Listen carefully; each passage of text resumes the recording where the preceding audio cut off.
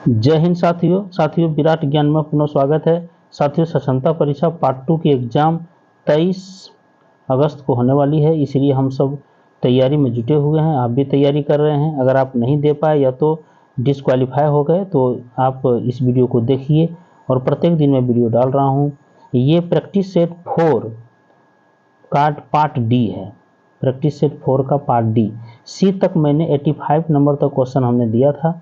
तो चलिए आज हम 86 से लेकर के 125 तक देने वाले हैं। बहुत ही अच्छा ये 40 क्वेश्चंस का कलेक्शन है। प्लेटफॉर्म की ये किताब है जो हमारे पास पड़ा हुआ है। आप इसे देखिए, सिर्फ वीडियो को देखिए काफ़ी है, क्योंकि अब समय बहुत कम है, किताब लेने की ज़रूरत नहीं है। चलिए, तो पहला सवाल है साथियों, 86 नंबर का जो सवाल है, निम्न में संविधान के किस भाग में अंतर्राष्ट्रीय व्यापार, वाणिज्य तथा समागम का वर्णन है। जैसे हम पूरे देश में व्यापार करना चाहते हैं तो किस अनुच्छेद के आधार पर कोई राज्य हमें रोक सकता है क्या? जैसे बिहार से झारखंड गए, बिहार से पश्चिम बंगाल गए, या उत्तर प्रदेश का बिहार आया कोई व्यापार करने के लिए, तो क्या कोई उसको रोक सकता है? नहीं, कोई नहीं रोक सकता है। इसलिए कि भाग 13 में 301 से 307 अनुच्छेद तक ये वर्णन है कि आप पूरे देश में व्यापार कर सकते हैं, घूम सकते हैं और व्यापार कर सकते हैं। ये हमारे जो संविधान निर्माता थे उनके दिमाग में आया कि देश की विकास के लिए यह बहुत ज़रूरी है। अगर हम राज्य तक बांधकर किसी भी व्यापारी को रखते हैं तो देश का विकास संभव नहीं है। मान लीजिए उस राज्य में उसे अगर परेशानी हो रही है तो दूसरे राज्य में भी जाकर के अपना वो व्यापार कर सकते हैं। चलिए, इसीलिए ऑप्शन ए बिल्कुल है। भाग पाठ कितना है? 13। अनुच्छेद कितना से कितना? 301 से 307। भारतीय, अगला 87 आइए। भारतीय संविधान के लिए किस अनुच्छेद में वस्तु एवं सेवा कर परिषद जीएसटी काउंसिल का उल्लेख किया गया है? अनुच्छेद 280, अनुच्छेद 282, अनुच्छेद 279 का, अनुच्छेद 279। देखिए साथियों, अनुच्छेद 279 क में, अर्थात अनुच्छेद 279 क में वस्तु एवं सेवा कर परिषद जीएसटी काउंसिल का उल्लेख किया गया है।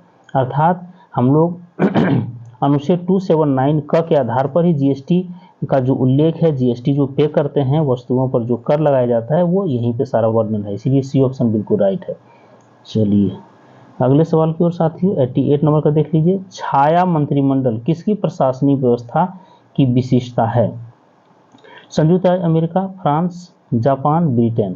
साथियों ब्रिटेन का ये है। वहाँ क्या होता है कि जैसे विपक्षी जो पार्टी होती है वो छाया मंत्रिमंडल के रूप में अपने आप को एक मंत्रिमंडल व्यवस्था करती है, जिसमें वो बताती है, विपक्षी जो जितने भी सांसद होते हैं वो बताते हैं कि अगर मैं सरकार में होता तो इस मैटर पे क्या करता। मान लीजिए शिक्षक नियोजन की बात है, तो किस प्रकार से शिक्षक नियोजन की जानी चाहिए, आप सरकार किस तरह कर रही है उसका विरोध करते हैं, और उसके बाद वो बताते हैं, ये छाया मंत्रिमंडल वहाँ ब्रिटेन में, कि अगर मैं सरकार में होता, विपक्षी लोग कहते हैं कि अगर हमारी सरकार होती तो हम ये काम करते। ये बहुत ही अच्छी चीज़ है, ऐसा होना भी चाहिए, ताकि सरकार को ये नज़र खुलता है, सरकार को एक दिशा दिखाई जाती है कि आप गलत कर रहे हैं, और अगर मैं होता तो ये काम करता। तो सरकार को भी लगता है, सरकार में बैठे आला कमान को, कि वाकई में ये काम करना बहुत जरूरी है।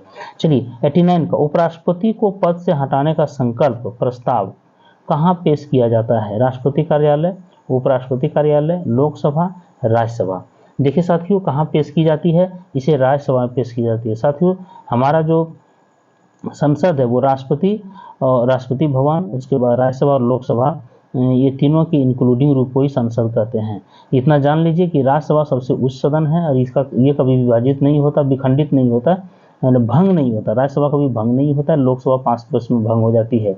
ये 6 वर्ष के लिए किसी को भी चुना जाता है, और प्रत्येक जो भी इसमें चुने जाते हैं उन्हें प्रत्येक 2 वर्ष में फिर नए 1/3 की जो है सो फिर से नई, जिसका 6 वर्ष हो गया उनको यहाँ से हटा दिया जाता है, और उसके बाद नए जो सांसद हैं उसे राज्यसभा में भेजा जाता है। तो इस प्रकार से राज्यसभा में ही जो है सो उपराष्ट्रपति के पद से हटाने की संकल्प प्रस्ताव पेश किया जाता है। चलिए अगले सवाल की ओर बढ़ते हैं साथियों। अगला सवाल है, हम लोग 89 देख लिए, अब चलिए 90 का देख लीजिए। लोकसभा अध्यक्ष को शपथ कौन दिलवाता है? प्रोटेम स्पीकर, प्रधानमंत्री, राष्ट्रपति, इनमें से कोई नहीं। 90 का सवाल है साथियों, इनमें से कोई नहीं। देखिए लोकसभा अध्यक्ष जो होते हैं और उपाध्यक्ष, वो जो लोकसभा जीत कर आते हैं वही अपने आप को 2 पद सृजन करते हैं।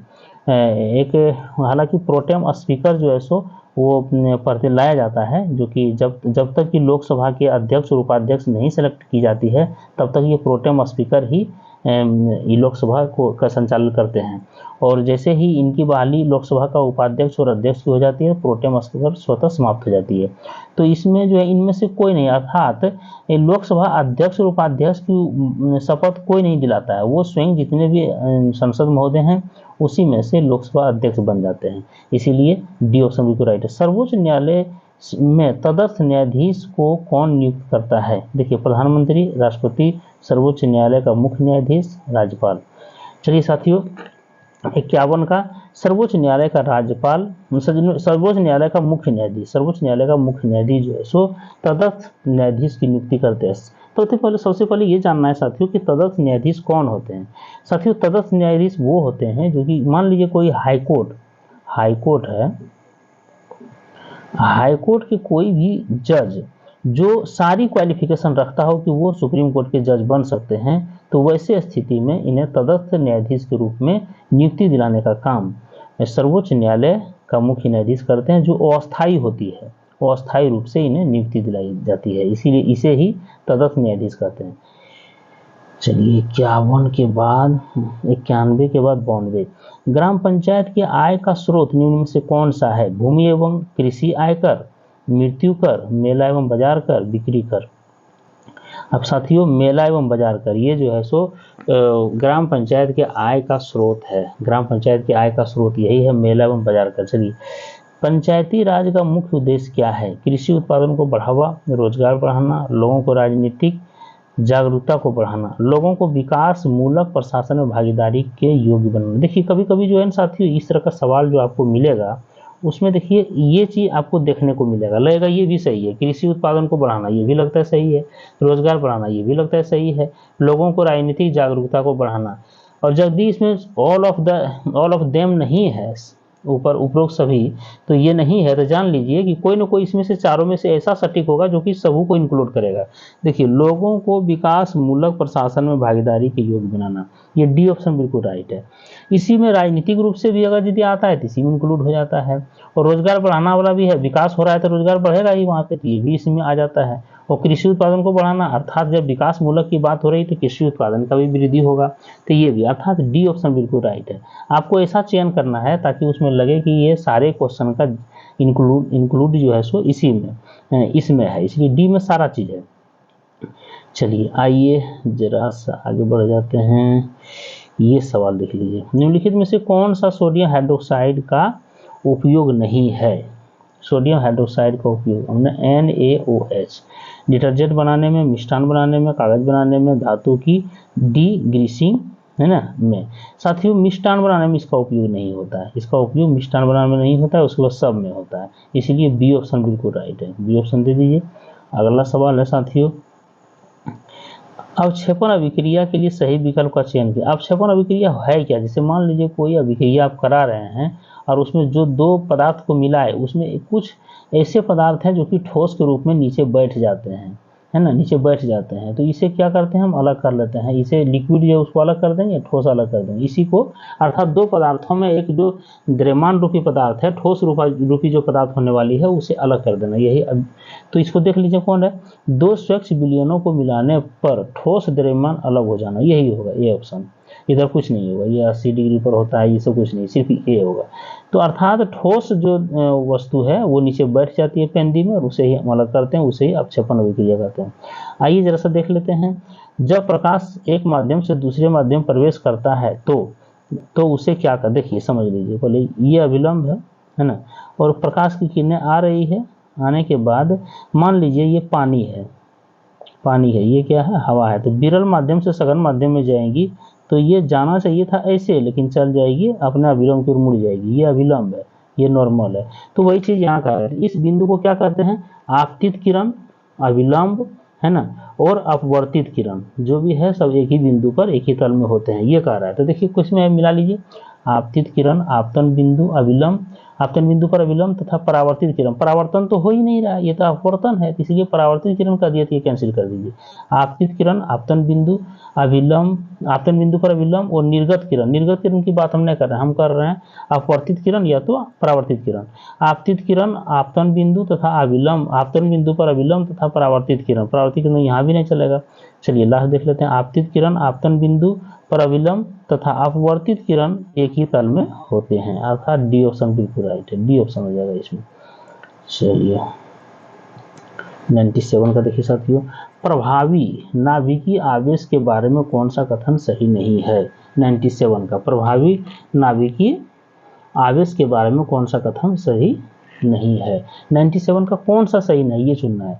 यह एक समूह में नीचे की ओर जाने पर घटता है, यह केवल नाभिकीय आवेश पर निर्भर करता है, यह आवर्त में बाएं से दाएं की ओर जाने पर बढ़ता है, यह संयोजकता कोष इलेक्ट्रॉन पर कार्य करता है। बी ऑप्शन बिल्कुल राइट साथियों, यह केवल नाभिकीय आवेश पर निर्भर करता है, ये नहीं होगा, ये नहीं होगा, अर्थात बी ऑप्शन। चलिए अब देख लिए, यहाँ दिया हुआ है, यहाँ पे एक चीज दिया हुआ है, इसको जरा से पढ़िए। 5 पोषी स्तरों की एक साधारण खास श्रृंखला नीचे दी गई है। यदि चौथे पोषी स्तर में मौजूद सर्प को 10 किलो जूल ऊर्जा मिलती है तो उत्पादकों के पास ऊर्जा की कितनी मात्रा उपलब्ध है। उत्पादकों के पास ऊर्जा की कितनी मात्रा उपलब्ध है। चलिए अब जरा सा इसको फिगर को देख लीजिए। सबसे पहले क्या है ना, हॉक, अर्थात देखिए ये थोड़ा सा इसको ठीक कर देते हैं। देखिए हॉक, उसके बाद क्या है, स्नेक है, फ्रॉग है ना, 2 पर है ग्रास होपर है, उसके बाद 1 पर ग्रास है। चलिए तो क्या है ऑप्शन इसका देख लीजिए, ऑप्शन को लीजिए तब उस वक्त सवाल को देखिएगा, है ना। ये 10,000 किलो जूल, 100 किलो जूल और इकाई दाई सैकड़ा, हजार, 10,000, लाख, 10 लाख, 10 लाख किलो जूल और फिर 1,000 किलो जूल, ये है। तो आपका देख लीजिए 98 का आपका है 10,000 किलो जूल, क्या है 10,000 किलो जूल। चलिए अर्थात क्वेश्चन को फिर से समझ लीजिए, कह रहा है 5 पोषी स्तरों की एक साधारण खास श्रृंखला नीचे दी गई है। यदि चौथे पोषी स्तर में मौजूद सर्प को 10 किलो जूल ऊर्जा मिलती है तो उत्पादकों के पास ऊर्जा की कितनी मात्रा उपलब्ध है, अर्थात 10,000 किलो जूल। आइए अगला सवाल, कह रहे पेट्रोलियम को कहा जाता है एक नवीकरणीय संसाधन कहा जाता है। नहीं, जो वस्तु या तो जो पदार्थ धीरे धीरे विलुप्त हो जा रहा हो और अब नवीन रूप से नहीं बन रहा हो। जैसे पेट्रोलियम का क्या था, पेट्रोलियम उसमें बनने का क्या सिस्टम था कि अगर भूकंप आया, उसमें बहुत सारे जान माल की हानि हुई, सभी दरार फटी, उसी के अंदर सभी समा गए, पेड़ पौधे आदमी, है ना, जान माल जितने भी हैं, वो धीरे धीरे कालांतर में उसके ऊपर मिट्टी का लेयर बना और उसके बाद वो सड़ पच करके लिक्विड में, वैसलीन या पेट्रोलियम पदार्थ में या तो गैस में बंट जाना, वही कहलाता था पेट्रोलियम, है ना, पदार्थ। तो वो ये चीज़ अब हो कहाँ रहा है, अब धीरे धीरे भूकंप को इतना कंट्रोल कर लिया गया है हमारे देश में या विदेशों में कि अब भूकंप उस तरह होता ही नहीं है। अब तो आदमी को पता ही चल जाता है 10 दिन पहले कि यहाँ भूकंप आने वाला है, सुनामी आने वाला है, और सभी वहाँ से खाली करके निकल जाते हैं। तो ये नवीकरणीय कोई भी नया चीज़ नहीं हो रहा है, मैंने नया बनता ही नहीं है पेट्रोलियम, इसलिए नवीकरणीय जहाँ भी आवे काट दीजिए। यह एक गैर नवीकरणीय संसाधन कहा जाता है क्योंकि इसे बनाया नहीं जा सकता। 99 का देख लीजिए, इसे बनाया नहीं, तो बनाता तो नहीं, घटना के द्वारा होता है। यह एक नवीकरणीय संसाधन, ये भी काट दीजिए, नवीकरणीय लिख रहा है। एक गैर नवीकरणीय संसाधन है क्योंकि शर्तों के साथ इसका उत्पादन अब अस्तित्व में नहीं है, मतलब शर्त के आधार पर इसका उत्पादन अब नहीं हो पा रहा है, इसीलिए इसको क्या कहेंगे, गैर नवीकरणीय संसाधन कहेंगे। इसलिए ऑप्शन डी आपका बिल्कुल करेक्ट है। आइए 99 का देख लीजिए साथियों। 99 का, गढ़वाल किनका जन्म स्थान है। नर्मदा बचाओ आंदोलन, चिपको आंदोलन, बिश्नोई आंदोलन, जंगल बचाओ आंदोलन। चिपको आंदोलन से संबंधित है साथियों। 100 नंबर का चिपको आंदोलन से संबंधित है। गढ़वाल किनका जन्म स्थान है, चिपको आंदोलन का। पॉप ने मदर टेरेसा को संत की उपाधि किस वर्ष दी। 2016, 17, 15, 14। 16 में दिया था साथियों, 16 में। चलिए आइए अगला सवाल है, इनमें से कौन सत्यशोधक समाज के संस्थापक थे। स्वामी दयानंद सरस्वती, ज्योतिराव फुले, ईश्वरचंद्र विद्यासागर, नारायण गुरु। ज्योतिराव फुले थे, है ना। इनमें से कौन सत्यशोधक समाज के संस्थापक थे, ज्योतिराव फुले। निम्न में से कौन सा कारक भारतीय जलवायु को प्रत्यक्ष रूप से प्रभावित नहीं करता है? कौन सा कारक भारतीय जलवायु को प्रत्यक्ष रूप से प्रभावित नहीं करता? यूरोपीय देशों में बर्फबारी। यूरोपीय देशों में बर्फबारी हो रहा है तो फिर हमको उससे क्या और लेना देना है, इसीलिए यूरोपीय देशों, ये हमारा एशियाई देशों में होता तो वो बात होता है, इसीलिए चलिए ऑप्शन ए आपका बिल्कुल करेक्ट है, इससे कोई प्रभाव नहीं पड़ता है। अगला सवाल है साथियों, होलॉग है ना, डिप्टरोकार्पस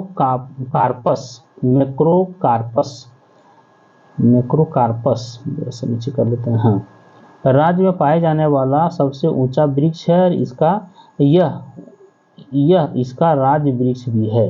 नागालैंड, मणिपुर, असम, सिक्किम। किस राज्य का है साथियों? नागालैंड, मणिपुर, असम या सिक्किम? तो असम राज्य की है। होलोंग है ना, असम राज्य राज्य में पाए जाने वाला सबसे ऊंचा वृक्ष है। आइए, बनास इनमें से किस नदी की सहायक नदी है? चंबल, ताप्ती, तुंगा, गंडक। चंबल नदी की है। बनास चंबल नदी की सहायक नदी है। आइए अगले सवाल की ओर बढ़ते हैं साथियों। कृष्णा नदी की प्रमुख सहायक नदी भीमा नदी से होकर गुजरती है। भीमा नदी तमिलनाडु और कर्नाटक, राजस्थान और हरियाणा, गोवा और कर्नाटक, महाराष्ट्र और कर्नाटक। डी ऑप्शन होगा साथियों, महाराष्ट्र और कर्नाटक। आइए अगले सवाल की ओर बढ़ते हैं। 107 नंबर का देख लीजिए सवाल है। इसे सवाल बार बार पूछा जाता है। हम बीपीएससी का जो हेड टीचर का जो एग्जाम था उसको हम देने गए तो इस क्वेश्चन से बहुत सारा इस किताब से लड़ा था। हिमालय के संबंध में निम्नलिखित में से कौन सा कथन गलत है? हिमालय की सबसे बाह्य पर्वतमाला को शिवालिक कहा जाता है। ब्रह्मपुत्र हिमालय की सबसे पूर्वी सीमा में स्थित है। कुमायूं हिमालय, सतलुज और काली नदियों के बीच से निकलती है। पटकाई झाड़ियाँ हिमालय, लघु हिमालय और शिवालिक के बीच में स्थित है, ये गलत है। पटकाई झाड़ियाँ लघु हिमालय और शिवालिक के बीच स्थित है, ये गलत है। चलिए सही है, उसके बाद सब सही है।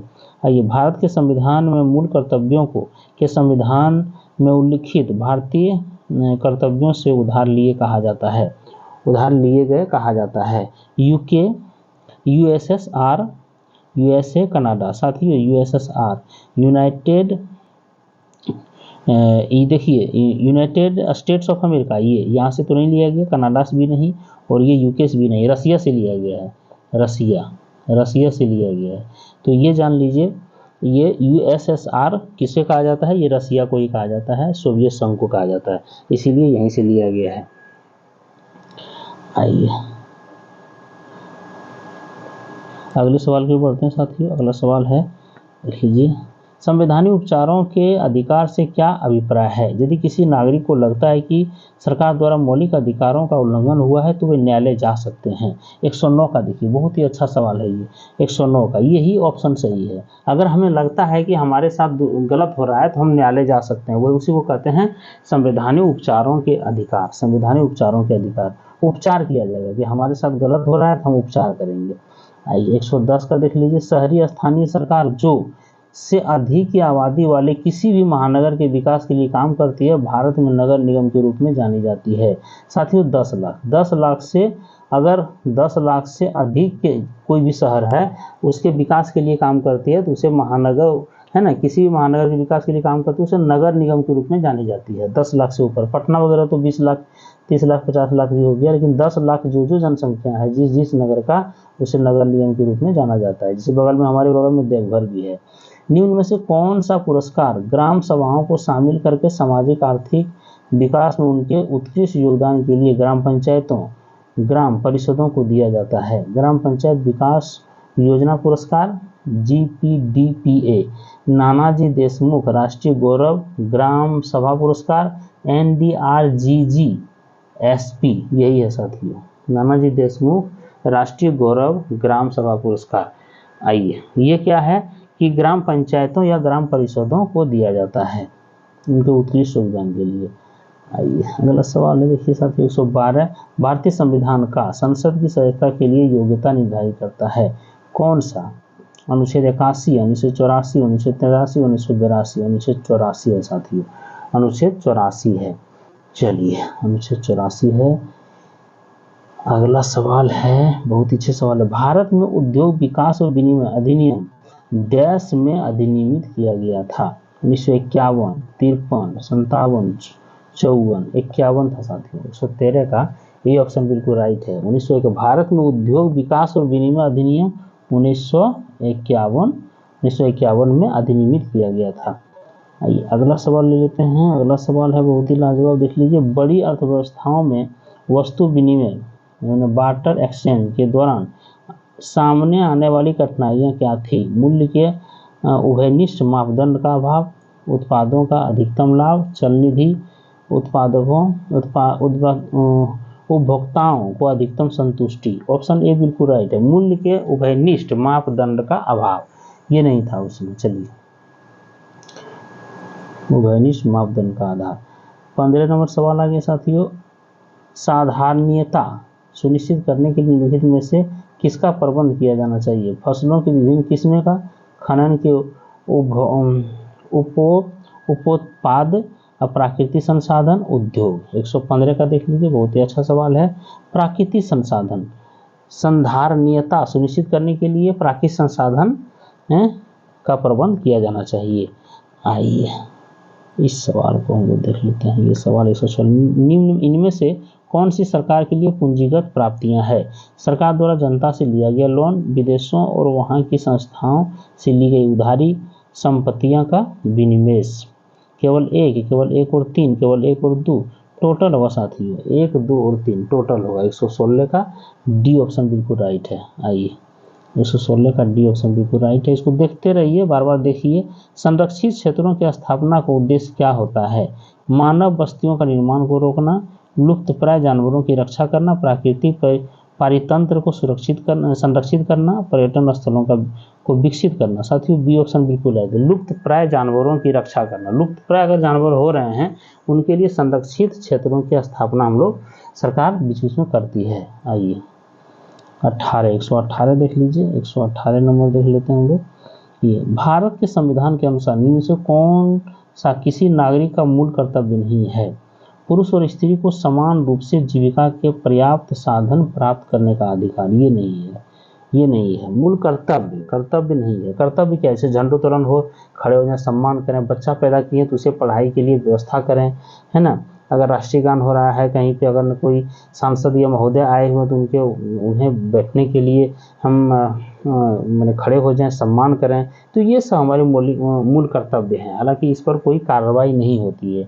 मौलिक अधिकार जो है वो तो संपत्ति का अधिकार को निकाल दिया, उसके बाद 7 से 6 अभी बचा हुआ है, लेकिन ये मूल कर्तव्य हैं जिस पर, लेकिन ये नहीं है इधर। और सब स्वतंत्रता के लिए हमारे राष्ट्रीय संघर्ष को प्रेरित करने वाले महान आदर्शों को संजोना और उनका पालन करना, है ना। हमारी मानसिक संस्कृति की गौरवशाली परंपरा का महत्व समझे और उसका परिरक्षण करे, देश की रक्षा करे और आह्वान किए जाने पर राष्ट्र की सेवा करे। ये सब हमारी मूल कर्तव्य हैं। लेकिन मूल कर्तव्य जो है 51 क में जोड़ा गया है ना। ये मूल कर्तव्य को कहाँ से लिया गया? रसिया से लिया गया है, सोवियत संघ से लिया गया है। आइए अगला सवाल देख लेते हैं। अगला सवाल है, निम्नलिखित में से कौन सा युग सुमेलित नहीं है? Servant of India society Gopal Krishna Gokhale 1905, ये बिल्कुल राइट है। रामकृष्ण मठ ये स्वामी विवेकानंद 1887 में किए थे। गदर पार्टी हरदयाल परमानंद कांसीराम 1913 में। 119 का देख लीजिए, 1913 में, ये तीनों सही है। पुनः सार्वजनिक सभा फिरोजा शाह मेहता 1867, ये गलत है। आइए साथियों अब चलते हैं 120th नंबर क्वेश्चन। इसमें कहा जा रहा है, राजा साहू का प्रथम पेशवा कौन था? बालाजी विश्वनाथ, बालाजी बाजी राव, बालाजी राव प्रथम, बाजीराव द्वितीय। 120 नंबर का ये सवाल है, बहुत ही इम्पोर्टेंट सवाल है। राजा साहू का प्रथम पेशवा बालाजी विश्वनाथ थे। चलिए अगली बढ़ते हैं। 21 नंबर का देख लीजिए। 21 नंबर का है, सुभाष चंद्र बोस ने 1943 में आज़ाद हिंद फौज की कमान किस देश में संभाली? ये सिंगापुर में साथियों, सिंगापुर। लेकिन जापान ने क्या किया? जापान की सहायता से अंडमान और निकोबार द्वीप समूह पर ये आज़ाद हिंद फौज की सहायता से अधिकार प्राप्त कर लिए। जापान इसने सहायता किया था सुभाष चंद्र बोस को, जापान ने। लेकिन सुभाष चंद्र बोस साहब ने जो 1943 में आज़ाद हिंद फौज की स्थापना की, कमान अपने फौज की कमान किस देश में संभाली, तो वही सिंगापुर में है। आइए अगले सवाल की ओर है, अगले सवाल की बढ़ते हैं साथियों। विश्व का सबसे बड़ा डेल्टा सुंदरबन डेल्टा, जिसका क्षेत्रफल है 44,000 वर्ग किलोमीटर, 32,000 वर्ग किलोमीटर, 60,000 वर्ग किलोमीटर, 75,000 वर्ग किलोमीटर। 122 नंबर का सवाल है साथियों, 122 नंबर का सवाल है। 75,000 वर्ग किलोमीटर, 75,000 वर्ग किलोमीटर इतना है। निम्नलिखित में से कौन सा स्थान दैनिक तापांतर उच्चतर होता है? दिल्ली, मुंबई, मद्रास, कलकत्ता। ये दिल्ली का है। जैसे कभी हो जाएगा 23 तो कभी हो जाएगा 43, मतलब दैनिक तापांतर अगर यदि अंतर ज़्यादा होगा ना तो वो दिल्ली का ही होगा और दूसरी जगह का नहीं होगा। दिल्ली इसमें अव्वल दर्जे पर है, दिल्ली। चलिए अब चलते हैं साथियों आगे, लास्ट 2 क्वेश्चन है मात्र। आइए, जनवरी 2024 तक भारत के रक्षा सचिव हैं गिरिधर अरमाने, अजित डोभाल, टीवी सोमनाथन, विनय मोहन क्वात्रा। 124 का ऑप्शन ए है साथियों, जनवरी 2024 तक गिरिधर अरमाने। अभी चेंज हो गया, अगर न कर सकते हैं, थोड़ा दिमाग में नहीं है। आइए अगले सवाल है, बिहार बिजनेस कनेक्ट 2023 वैश्विक सम्मेलन में कुल कितनी राशि के निवेश को लेकर MOU पर हस्ताक्षर किए गए? 8700 करोड़, 7500 करोड़, 50,530 करोड़, इनमें से कोई नहीं साथियों। सी ऑप्शन है 50,530 करोड़। चलिए साथियों, ढेर सारी बधाई, स्वतंत्रता दिवस की ढेर सारी बधाई आप सबों को। पुनः 78वीं स्वतंत्रता दिवस की ढेर सारी बधाई देते हुए अपनी वीडियो को मैं यहीं रोक रहा हूँ, ये सोचते हुए कि 125 के बाद कल 126 नंबर से 150 तक क्वेश्चन ला रहा हूँ, और परसों या कल ही 5वीं सेट शुरू कर रहा हूँ, क्योंकि 23 तारीख को हम सबों को एग्जाम में बैठना है। कल से हो सकता है कि हम सबों का एडमिट कार्ड डाउनलोड होने लगेगा, इसीलिए जल्दी जल्दी हम कम से कम 10 से 12 सेट तक हम लोग कर लेंगे। वो इतना ही करके जाना, ज़्यादा कुछ नहीं करना है, और सब आप जानते ही हैं, उतना कर लेंगे हम लोग। चलिए, ज़्यादा नंबर ला करके और पूर्ण सरकारी दर्जा भी प्राप्त करेंगे, और अपने जिला में अपने प्रखंड के बगल में ही कोई प्रखंड पा लेंगे। चलिए, नई वीडियो के साथ पुनः मिलते हैं। जय हिंद साथियों, जय भारत।